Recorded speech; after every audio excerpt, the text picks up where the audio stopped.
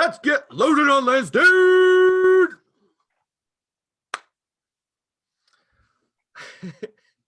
Hey, what episode is this? Episode 92. Episode 92. Welcome to episode 92 of the Loaded on Lansdowne Boston Red Sox baseball podcast. I'm your host, Mark Jacaris. Alongside me virtually, as always, is Andrew Andrews.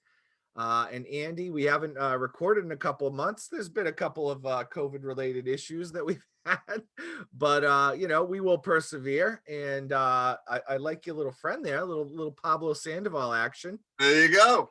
I also have a friend here, Andy, who I'd like you to meet. And for those of you listening on the podcast, this will fall on deaf ears. But oh, geez.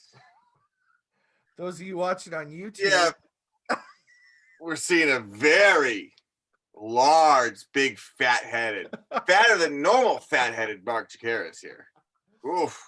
So that is from a custom pillow company, and I got a picture of my head made into a pillow, and I gave it to my wife for Christmas, and she absolutely hates it. And mission accomplished, as far as I'm concerned. See, I bought this panda bear to play third base on my softball team. Okay. And I freely admit he's really not that good. He's a little overweight. His belt broke. Doesn't hit well. He's inanimate. But so just like the real Pablo. However, I knew that people would think it's really cute and buy t-shirts. Right, exactly. Well, that's why I consider it was worth it. Another mission accomplished. We're all winning here. We're all winning. All right, Andy. So we haven't been together in a while since. I know, it's been so long. I'm excited. Since probably about. It's funny. I'm super excited to the podcast again. I'm super excited for I'm really excited. I've never been less excited for the Boston Red Sox. I know. I was super excited. I'm like, sweet. Which is why I'm going to dedicate myself so much to making this podcast awesome. Because you know what I mean? We really got to work hard. So people should be impressed this year. That's all we got. People should be very impressed. Yeah. So we haven't done a podcast since mid-November, and we're back, and we'll be back for the attack here. And we missed nothing. Yeah, we didn't miss a lot except for the past couple of days. I think it's picked up a little bit. Finally, a hot stove. So big news this week, and we're going to kind of work our way backwards a little bit here. But big news this week is Andrew Benintendi gets traded to the Kansas City Royals in a 3-team deal with the New York Mets. It's funny hold on, sorry to interrupt, but it's funny you say big deal because it probably is the biggest deal of all the offseason. You're right. And they brought this up on the radio. It took about an hour and 25 minutes after this deal was announced for somebody to call in and have an opinion on the radio. So it really, you say big deal because I guess for this, but it really shows you where the Red Sox are right now. Not really a big deal. If I can actually remember that, I will get back to it not being a big deal because I heard Maserati talk about something today. Okay. On my way home. But Benny goes to the Royals in a three-team deal with the Mets. The Red Sox get Franchy Cordero, who I've never heard of. The guy that everybody's acting like they knew who the fuck he was. That's like, well, he's got a lot of upside, Tommy. Yeah, you're right, Bill. He's a plus 82, 949er. No one knows who Franchy Cordero is. No one does. And 2 players to be named later, which will be single A, double A guys that don't matter. Maybe cash, yeah.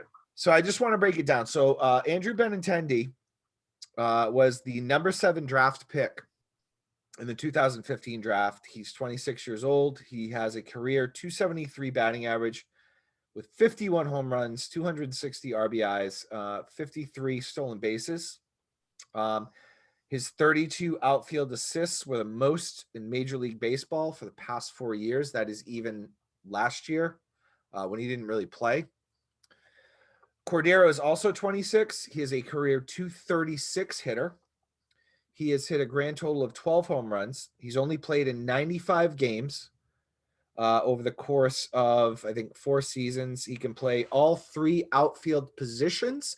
And I'm going to get into that a little bit later. I think the Red Sox are going for this like super Brock Holt team where That's everyone kind of can play unfair. everywhere. This is like little league shit. Kind of unfair though. He can play all 3 outfield positions. I've kind of reading the tea leaves. He plays them all equally shitty. Right.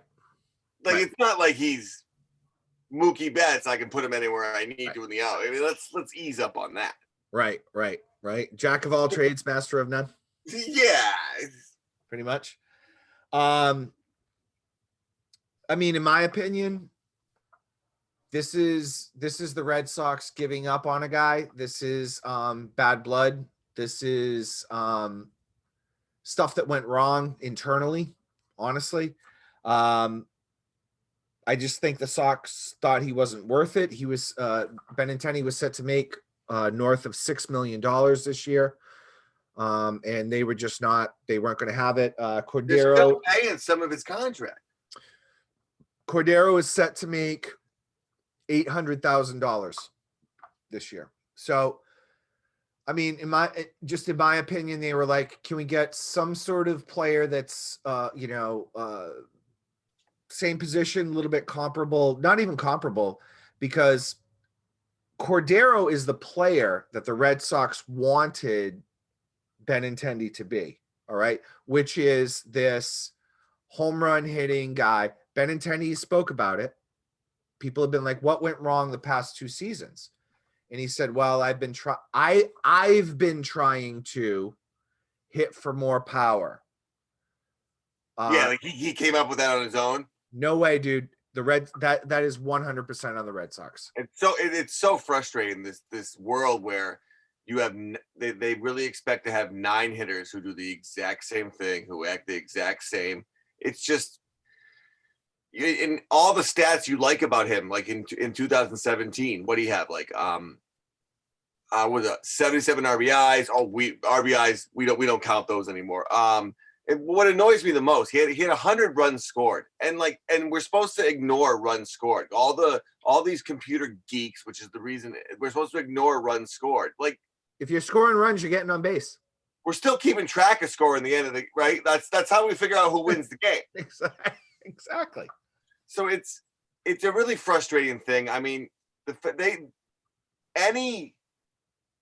I feel bad for him because it really does seem like listen, he seems like kind of a douche and a prick. I do get there's something about that there too, I think. But you drafted him number 7 overall. Yep. You're kind of stuck with him for a while when he's only making 6. I mean, he's not making $30 million. He's not making $20 million. You still had him for 2 years. And I'm not saying you don't trade him. If someone's going to offer you, if God forbid someone gives you a pitcher for him, right? If someone's going to someone's going to offer you something for him, then you do it. But here's my thing, Andy. You have him under contract through next year, I believe. 2023. You have him for a bunch more years. You kind of owe it to yourself, and give it a shot. Your scouts, you owe it. You got to hold on to him for a year. You know who you owe it to. You know who you owe it to. You owe it to Xander Bogaerts. That's who you owe it to. You do.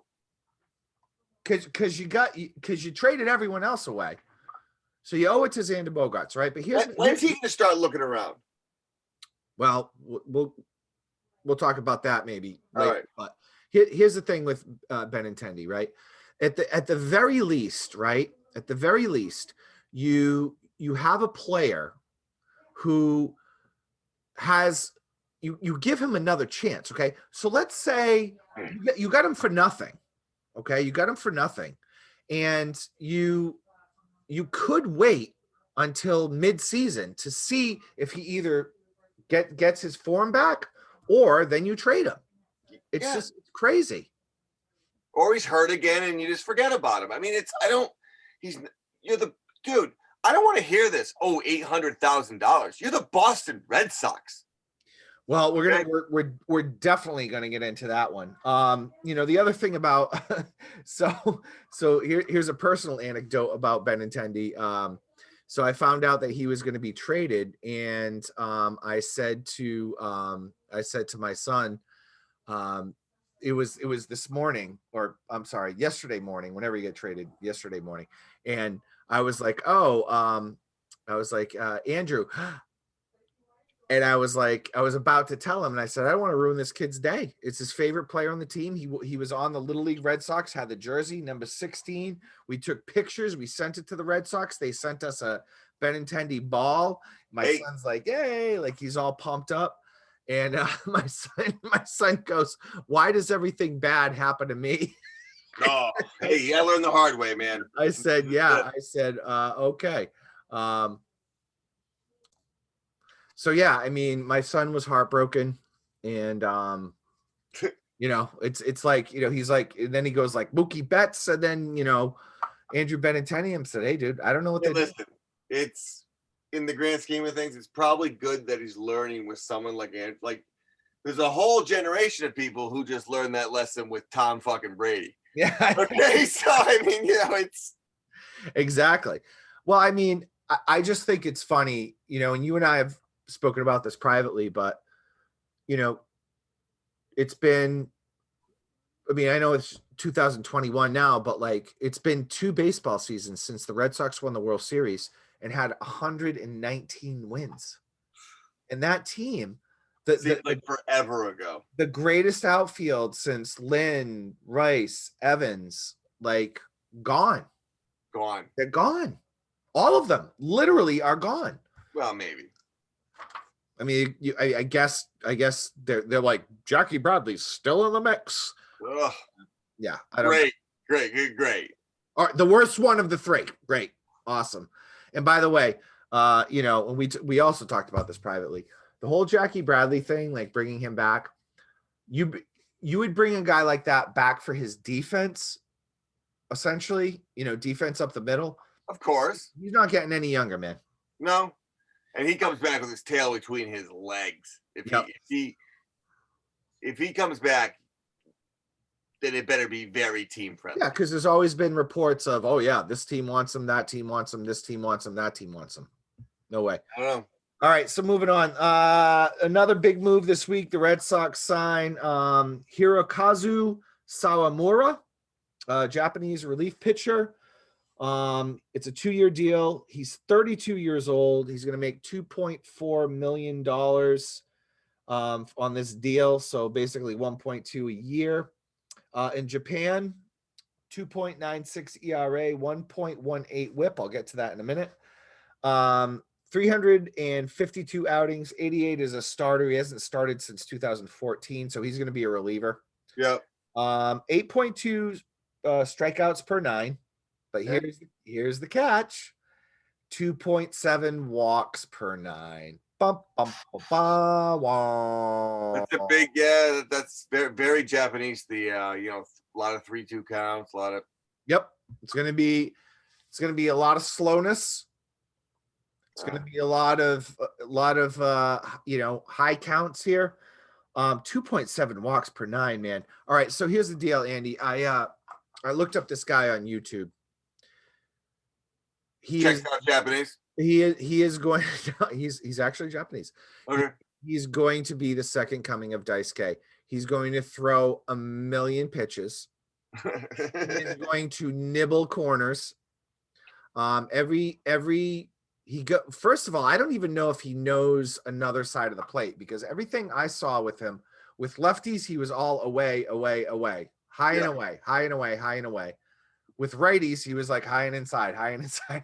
So it's like the same spot. He throws it right at the letters. It's just the same spot. He just throws it the same spot. But he boasts an upper 90 fastball and a splitter. He does have an over-the-top delivery.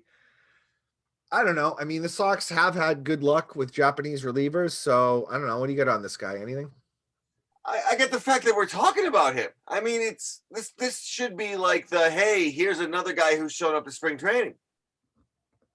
And so I know very little. Are we just gonna have like 37 relievers? Is that the plan for this year? Yeah, I think we're just gonna have bodies. Every player that they've signed, and we're gonna get into that in a minute. Every player they've signed is essentially some sort of like fourth outfielder. In the major leagues, in the Major League Baseball right now, $1.3 million a year is kind of a trash pile pickup. Oh yeah. I mean, it's they're just not doing anything. All right. Well, let's break down what they've done. What have they done? Convince Right. me convince me. And but that John Henry gives a fuck. These are just some of the more major acquisitions, because the whole minor signings, I mean, I don't mean minor league, I just mean like these little ticky-tack signings of guys that I don't give a shit about. No, they won't even be on the team. Yeah. So well, today they signed Marwin Gonzalez. Okay, we'll work our way backwards. All right, so today they signed Marwin Gonzalez. Actually, he was actually I learned this today doing research for the show. It was kind of interesting. I guess he was a member of the Red Sox for about 5 seconds. He was Red Sox picked him up Rule 5 draft, and then traded him to Houston. That's where he became the biggest phony in the history of Major League Baseball. Right, and you're going to get into that in a minute. So he's a .261 career hitter. 96 home runs career, 369 RBIs in 9 Major League Baseball seasons. So essentially he's hitting 9-10 home runs a year. But tell me what you know about this guy. His one good year, he hit like I want to say like 315. Somewhere around 317, something like that. That was the year of the Houston Astros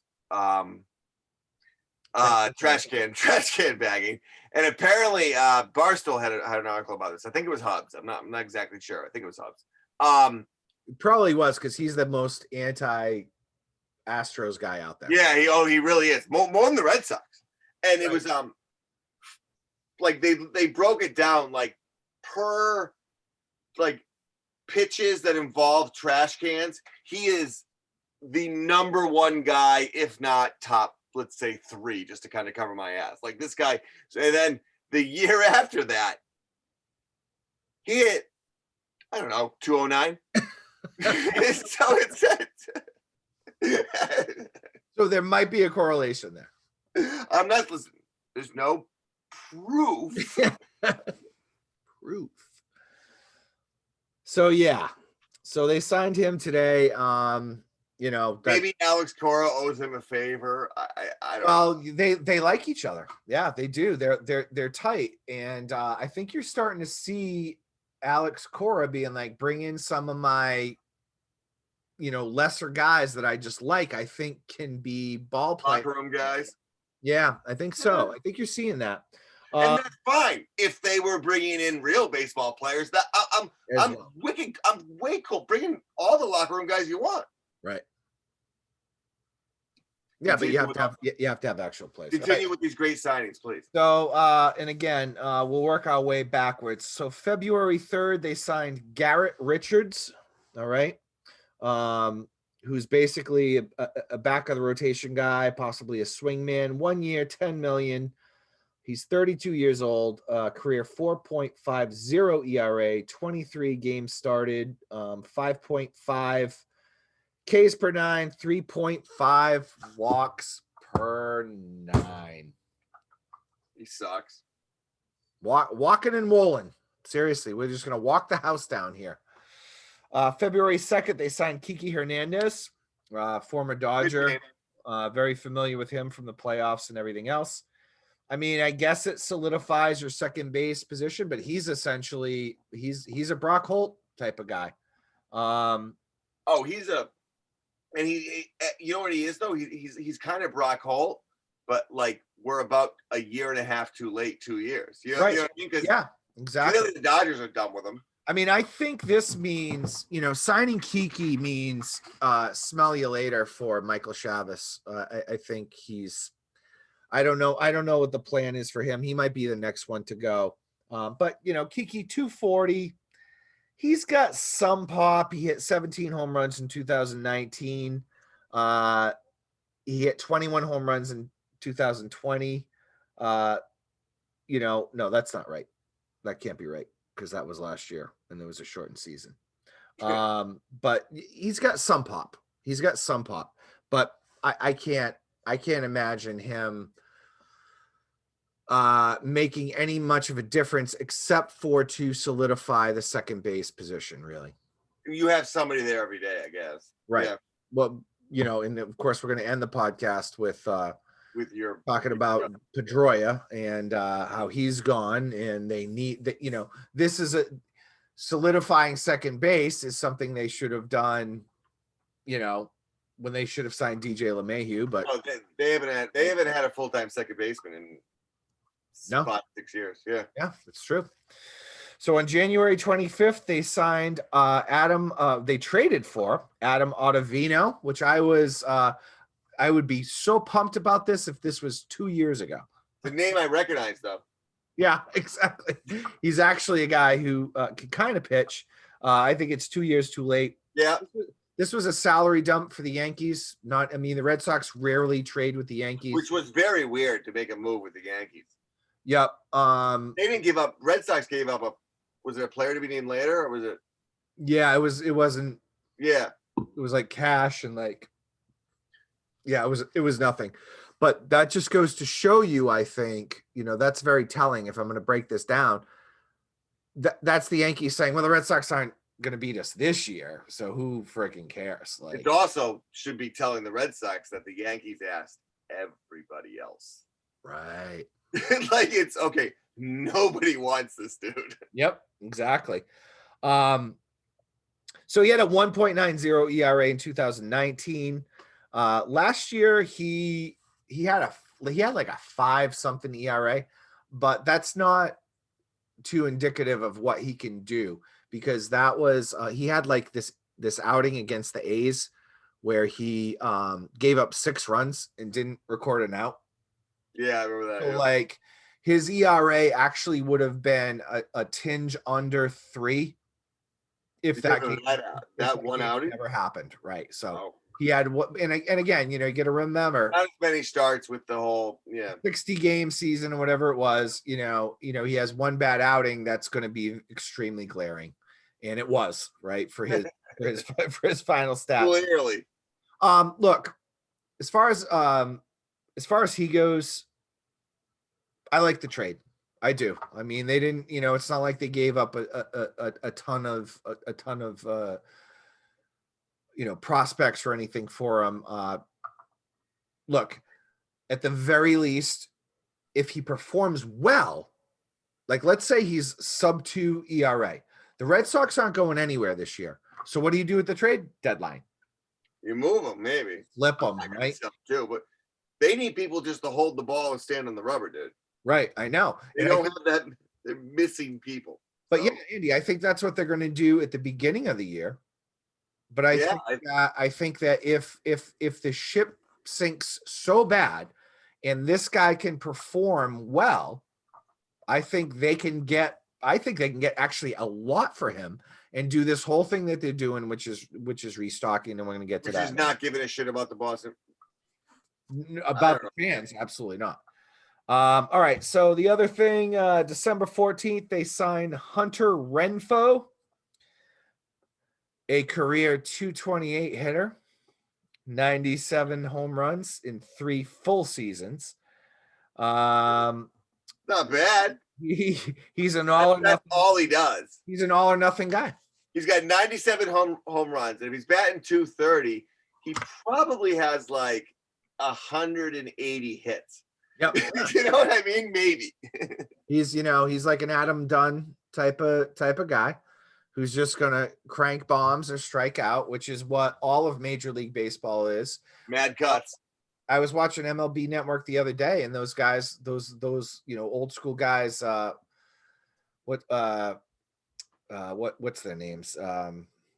Dan, what's his face, and the other guy. This is so bad. This is loaded on Lansdowne, folks. We've had a couple of pops. I don't watch the MLB Network. What do you think of 100? So yeah, I mean, Dan Plesac and the other dude, the other pitcher there, and they're like, yeah, this is baseball. They're just like, people can't put the ball into play. That's how they don't want to put the ball into play. That's how not a guaranteed outcome.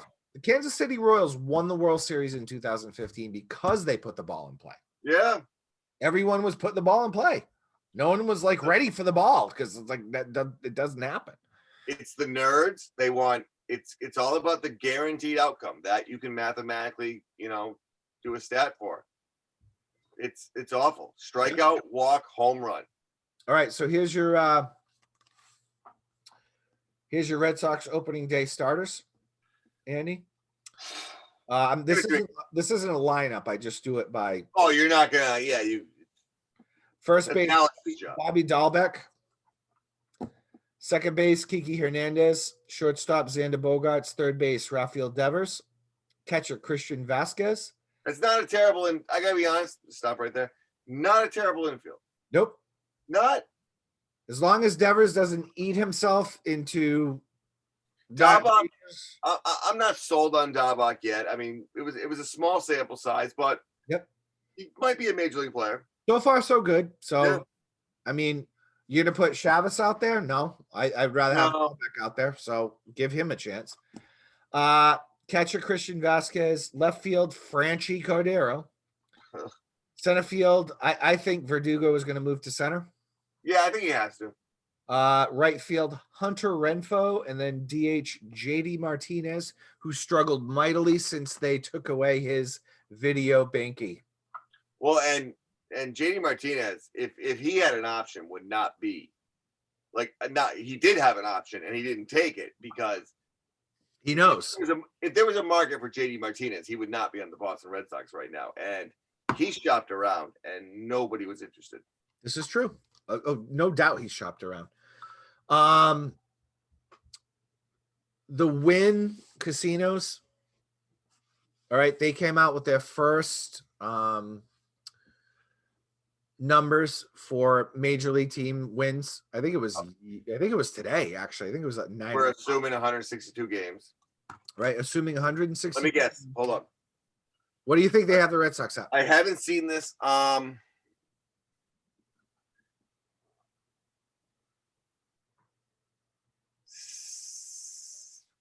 I gonna 82? Very close. 80.5, which is they went 500. Okay, I thought maybe they go a little over. Yep. I don't think that's high for me. I would, if I was betting today, I would bet under. Gosh, on that, there's no even question. Under 500. The Boston Red Sox finishing under 500 these days is. Yep.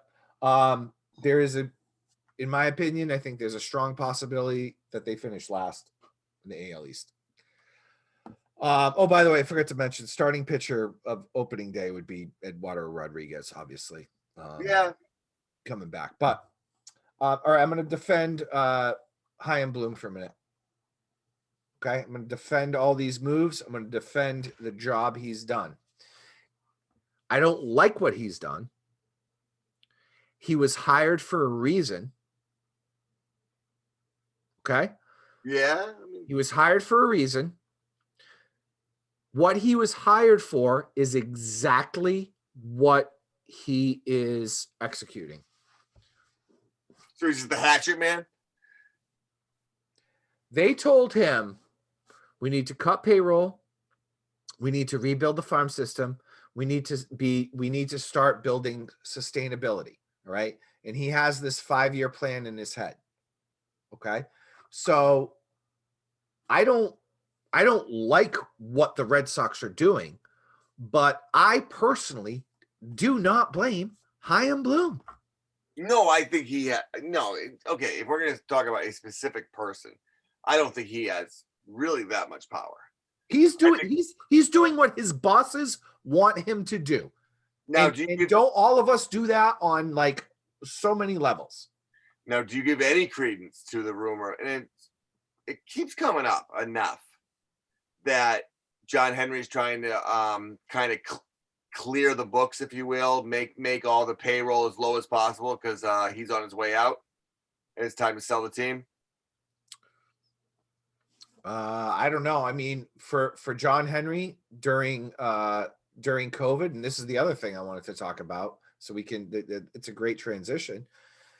I think if the Red Sox are going to be cheapskates, Now's the time. Now's the time. Now's the time to be a cheapskate, because all these other teams that are going kind of all in, what is the landscape going to look like, Andy? Because newsflash, there are not going to be 40,000 people in the stands this summer. No, yeah. There's not.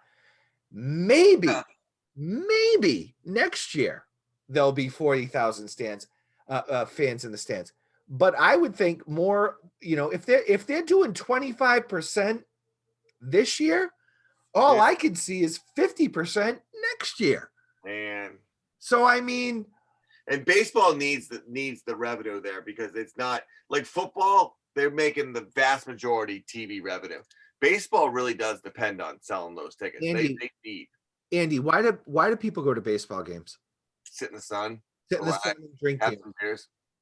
They sit in the sun, they drink beers, and they chill it. They watch a bunch of guys play on some nice green grass, and you literally have no worries. That's why I love baseball. You have no worries when you're at a baseball game. Zero worries. You're like, oh, nice. The lawn is so nice. I'm drinking beers. I got a buzz on. I pre-gamed. Are you saying that you think killer virus in the air might kind of help that vibe? That might hurt that vibe a little bit. Might hurt it just a tinge, just a tinge, right? Just a tinge, right? That's why people go to baseball games. So I mean, maybe this is the time. To reluctantly defend the Red Sox, maybe this is the time. I don't know. All right. It's tough though. Yeah. I don't know. All right. Moving on. Move on to Dusty. Dustin Pedroia retires. Oh, Dusty Two Bags. Dusty Two Bags retires February 1st. 14-year career. 290. Kinda 14-year. What's that? Kind of a 14-year career. Yeah, bits and pieces. 299 career hitter, which destroys me, because those 9 games he played between, parts of 2 seasons, if he didn't play those games, he would have been over 300 career hitter. But that's okay.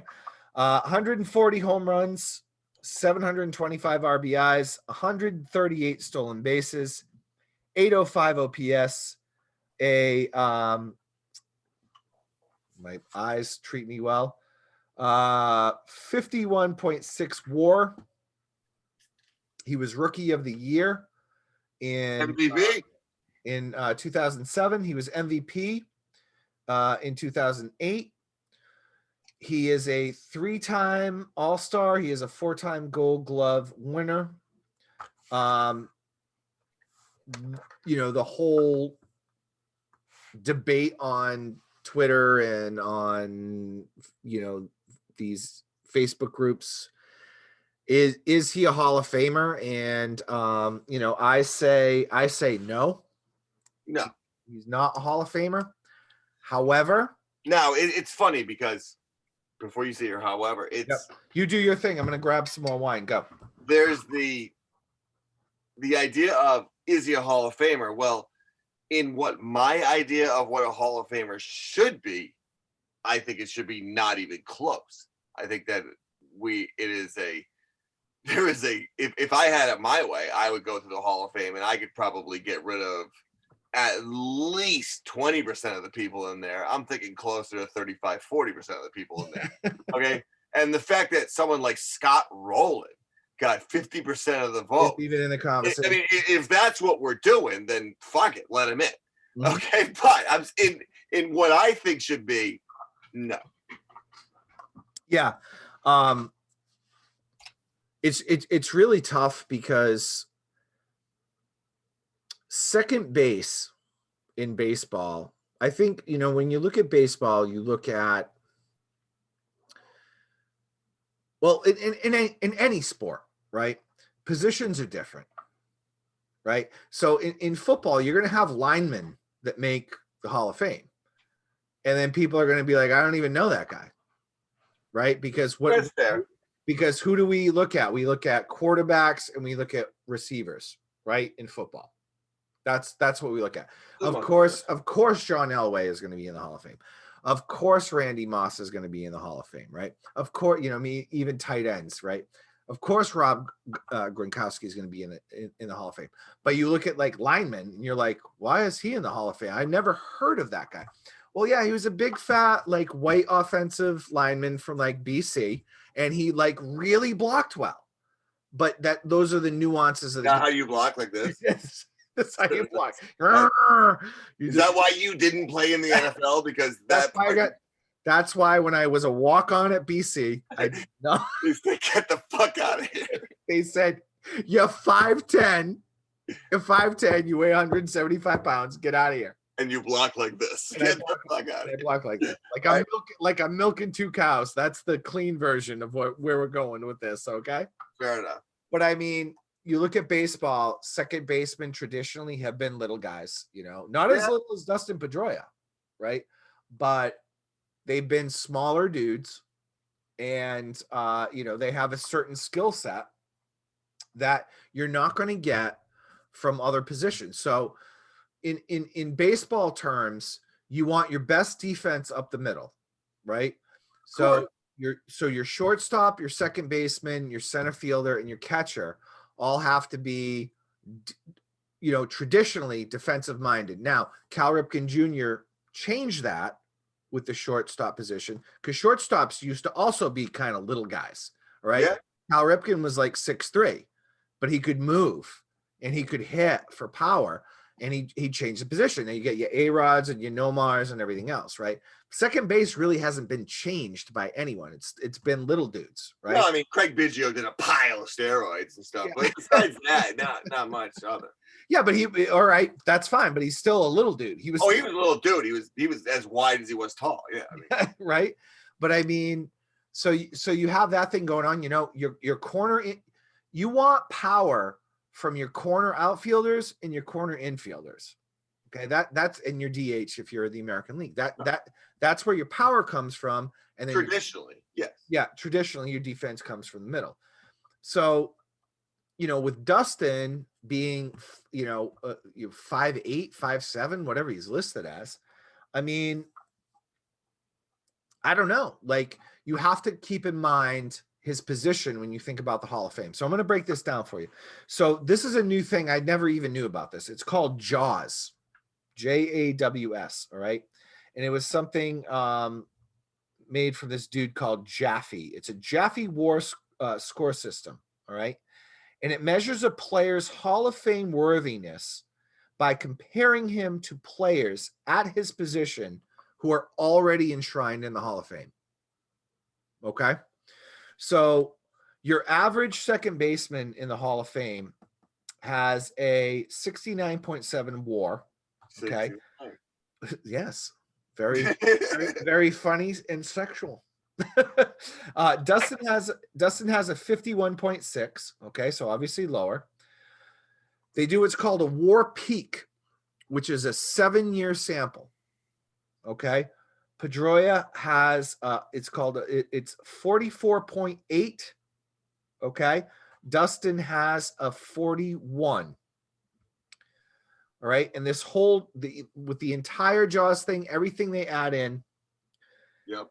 57.3. Dustin has 46.3. Okay. Okay.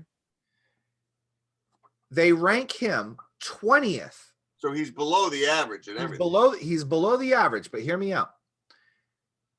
He's ranked the 20th all time of everyday second baseman in baseball. Yeah, but that makes him like the 4,000th best baseball player. Here's the other thing. That's like saying she's the second best female comic of all time. It makes her like the 823rd best comic. But again, you have to keep in mind his right? What? There are 9 Hall of Famers that are second basemen below those numbers. All right.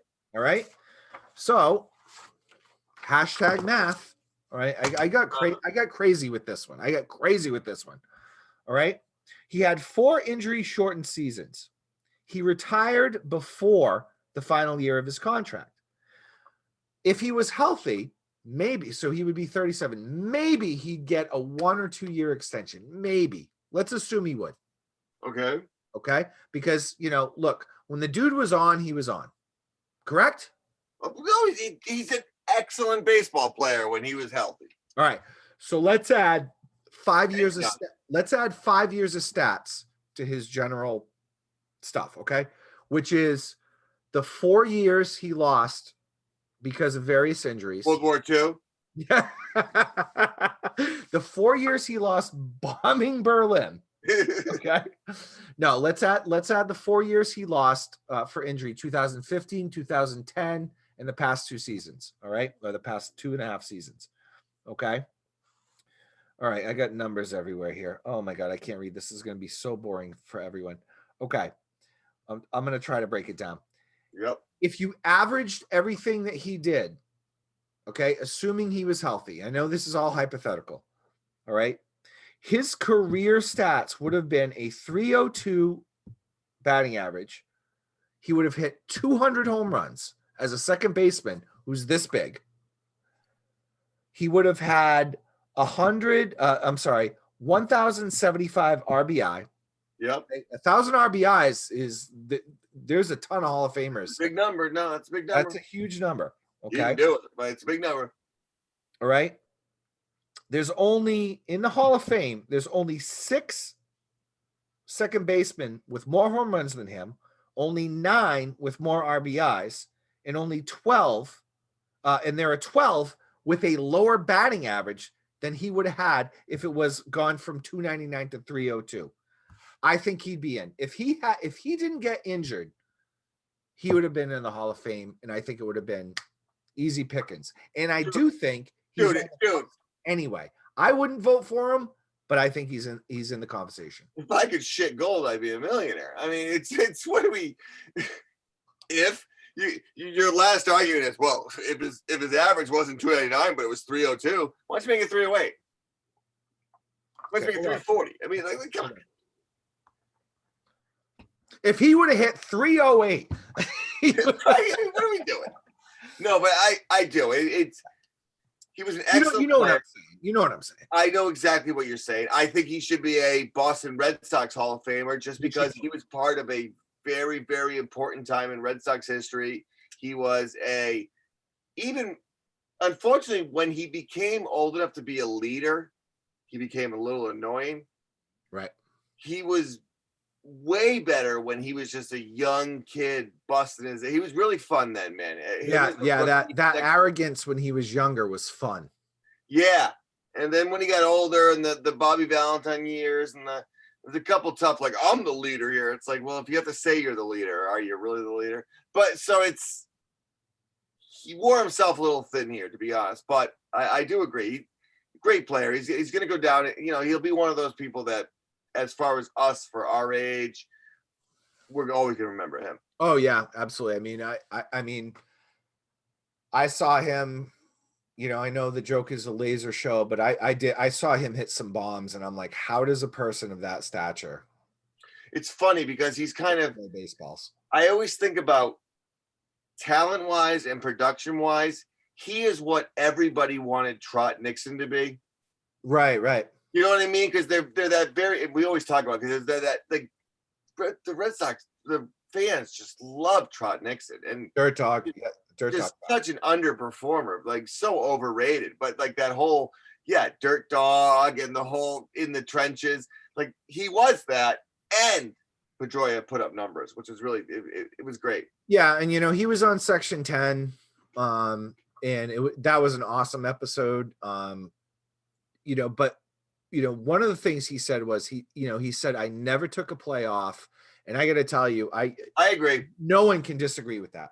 Dude never took a play off. He was, he was a baller, man. He was a big reason he got injured so much, to be honest. Right. He, definitely a connection there. He was a big time, he was old school. He was old school. And that's why people loved him. He was the underdog. He was old school, and we'll see. I mean, he's not going to get into the Hall of Fame unless there's this like change of like attitudes, and then less like the veterans committee, because I don't know. I don't think. the baseball writers aren't going to. The baseball writers didn't vote anyone in this year. Hey, by the way, super fun baseball writers. By the way, COVID and like, maybe we can celebrate something, or some team can celebrate. No, and it's another, but and it's a bummer. Schilling becomes the story, which whatever, out. It can't be about politics. It cannot be about politics. The guy's a wacko. I get it.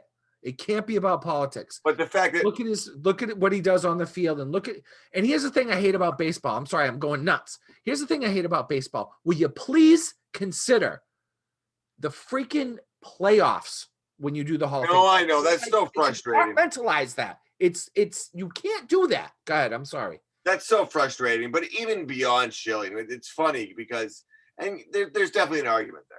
I don't disagree, and I would probably be him in. I would be pro Schilling in, but I mean, listen, in if the Andy Andrews Hall of Fame, no, but there's like literally maybe 60 or 70 people in that Hall of Fame. The fact that Bonds and Clemens aren't even getting close now, it's just, come on, guys, you were all part of it. Right. You were celebrating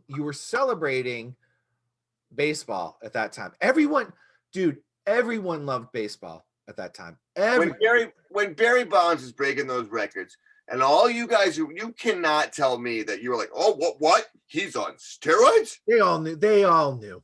Clutching your pearls, come on, dude. Nope. It's bullshit.